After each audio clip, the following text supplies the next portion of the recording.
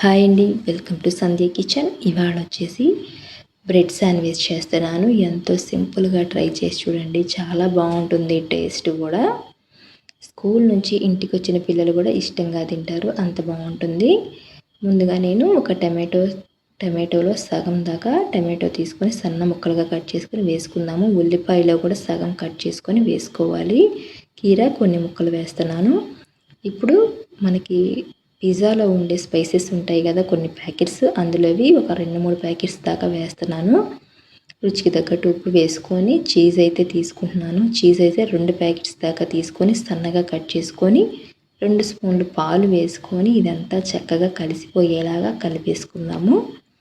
ఒకసారి salt check చేసుకోండి. Salt తక్కువగానే ఉండాలి, ఎక్కువగా ఉంటే అంత బాగోదు. సాల్ట్ తక్కువగానే వేసుకోవాలి. ఇప్పుడు బ్రెడ్ పీసెస్ తీసుకొని సాస్ వేసుకొని ఈ విధంగా స్ప్రెడ్ అయితే చేసుకోవాలి. అయితే ఫ్రెండ్స్, నేను చేసే వీడియోస్ కనుక మీకు నచ్చినట్టయితే లైక్ చేయండి, సబ్స్క్రైబ్ చేయండి, కొంచెం సపోర్ట్ చేయండి. ఈ విధంగా స్ప్రెడ్ చేసుకున్నాం కదా. ఇప్పుడు మనం కలిపి పెట్టుకున్న ఆనియన్స్ ఇవన్నీ ఉన్నాయి కదా, ఉల్లిపాయలు, టమాటోస్, ఇవంతా చీజ్ ఇదంతా దీనిపైన వేసుకున్నాము. దీనిపైన వేసుకొని ఈ విధంగా స్ప్రెడ్ చేసుకోవాలి. ఈ విధంగా స్ప్రెడ్ చేసుకున్న తర్వాత దీనిపైన బ్రెడ్ పీస్ పెట్టేసుకున్నాము. పెట్టేసుకొని ఇది మనం వేడి చేసుకోవాలి. మంచి గోల్డ్ కలర్ వచ్చేలాగా బాగా నిదానంగా సిమ్లో పెట్టి వేయించుకోవాలి. ఇప్పుడు గ్యాస్ ఆన్ చేసుకొని కడాయి పెట్టుకొని దీనిపైన మనం బటర్ వేసుకున్నాము. బటర్ వేసుకొని సిమ్లో పెట్టి బాగా కాల్చుకోవాలి. దీనిపైన బటర్ వేసుకున్నాము. ఇప్పుడు బ్రెడ్ పైన కూడా బటర్ వేసుకొని మూత పెట్టేసుకొని 2-3 నిమిషాల పాటు సిమ్లోనే ఉడికించుకోవాలి.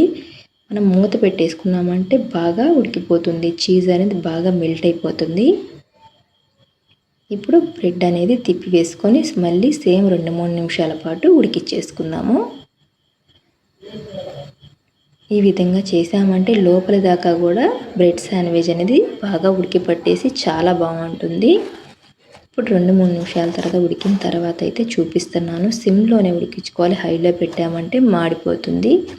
ఈ విధంగా ఉడికిపోయిన తర్వాత 2 పీసులుగా కట్ చేసుకొని సాస్లో పెట్టుకొని తిన్నామంటే చాలా బాగుంటుంది. ట్రై చేసి చూడండి, లోపల చీజ్ కూడా బాగా ఉడికిపోతుంది.